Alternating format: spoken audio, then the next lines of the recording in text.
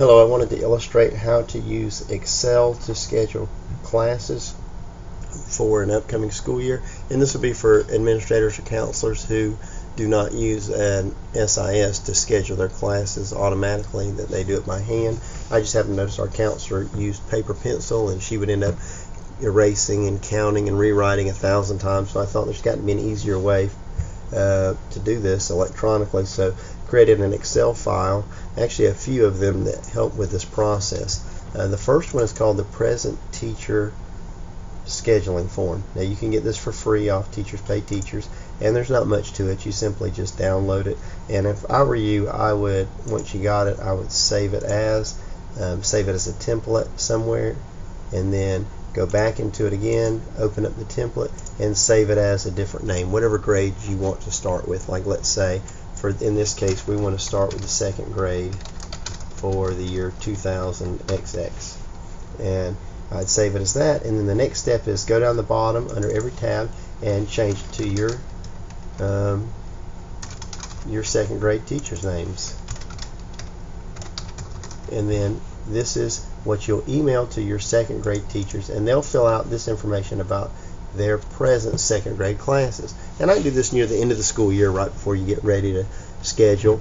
And some of these things are fixed that you can't change, and some you have ability to change. For example, these first columns right here that have information about gender, race, or ethnicity, the student's performance, or what special services the students receive, don't change these columns, because the next file that you're going to copy and paste this information into has formulas that are already created to give counts, and if you change the coding here, then it's going to affect the formulas. They won't work in the next file. So for instance, this won't take long.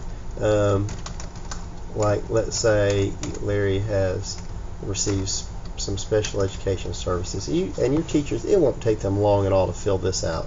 Remember, don't mess with these columns. However, these columns are at your disposal. You can do with them what you want. They're not used in any formulas in the next file. So if you don't care about child's chronic misbehavior, every year is a fresh year for you, you can delete this, put whatever you want there. You don't have to use the benchmark score. You can use your state test scores, or you can use class averages, or whatever else you want.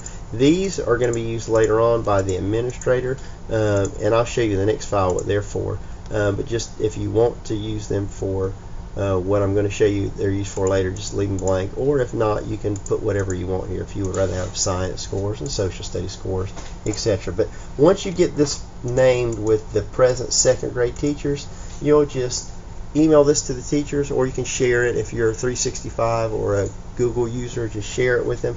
They'll fill out the information, send it back to you, and you're done with this file. You can hit save and put it on the back burner for now. The next file you need is the class roster scheduling template. Now, this is available on Teachers Pay Teachers also, but it costs money because it was a headache to create.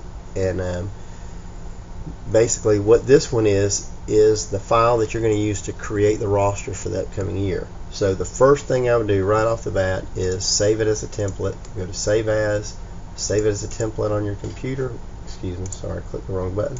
Save it as a template, and then I'd go back into it and I would save it as whatever grade you're going to work with. Like in our example today, we emailed that other file to the second grade teachers this year, so they're going to become third grade homerooms next year. So we'll say third grade homeroom and year 2000XY. And so now I've got a template saved of this, and this is the file I'm going to work with. The next step would be to go across the bottom and change the teachers' names to my third grade teacher. So I'd put, Mr. Green, Miss White, whatever the third grade teachers' names are. Now there are limitations to this. If you notice, there are only 12 tabs at the bottom for 12 teachers, and that's all the formulas are built for. If you have 16 teachers in your particular grade, this file will not work for you. You'll have to go in and add new rows and columns and add formulas, and it'd be a big headache, and if I were you, I'd just not even mess with it. But once you get this set up at the bottom where you've got a copy saved and you've named the teachers, The good thing about naming the teachers at the bottom on these tabs is if you notice here, it changed their names automatically on this class stats tab.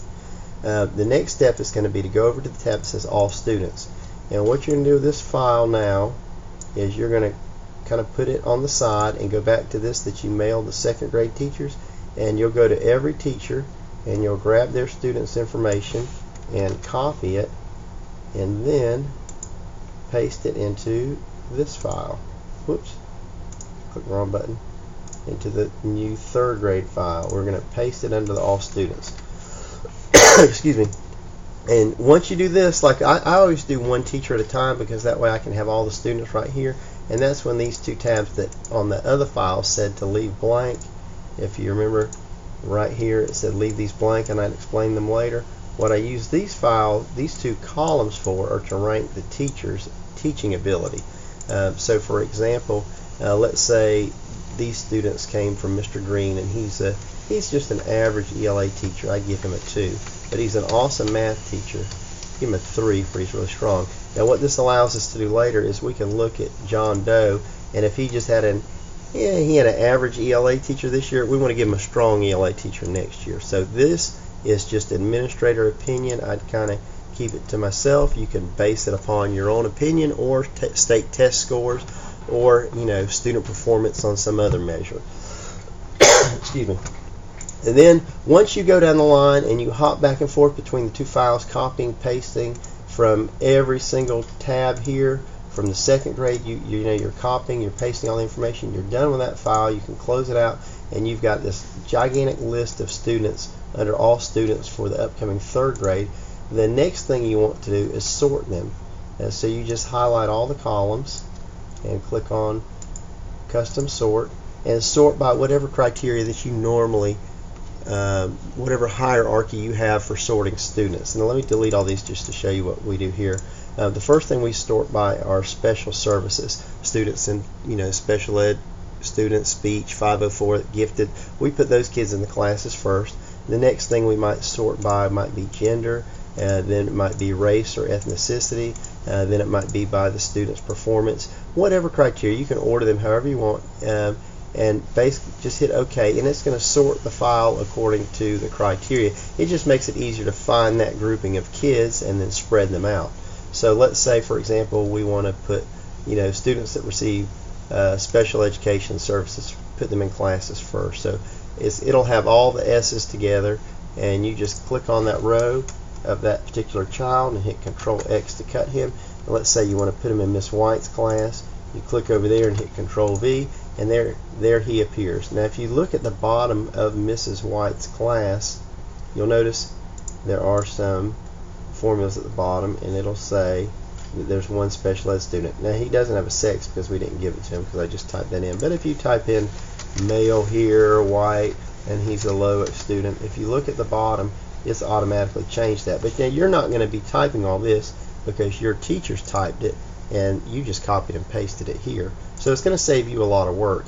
And if you want to be able to see this at the bottom without having to constantly roll, you can hide some of these rows. I would not delete if I were you, simply because, let me hide some more, I still can't see. I wouldn't delete because these formulas are very weird and sensitive, and I just couldn't figure out a way around it. If you start deleting rows on the teacher tabs, it changes the formulas down here.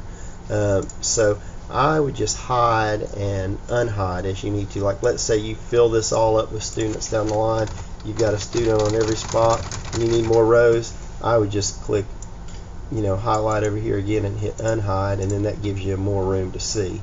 I hope that makes sense. And you basically just hop back and forth between all students, cutting and pasting and popping them in the different teachers' classes. And you can glance here every once in a while. It keeps up with the totals. It'll let you know how many are total in the grade, how many you've got scheduled so far. Here's all the different teachers and how many total students they would have. You could look at the race, make sure you've got balanced classes with race and ethnicity, with genders.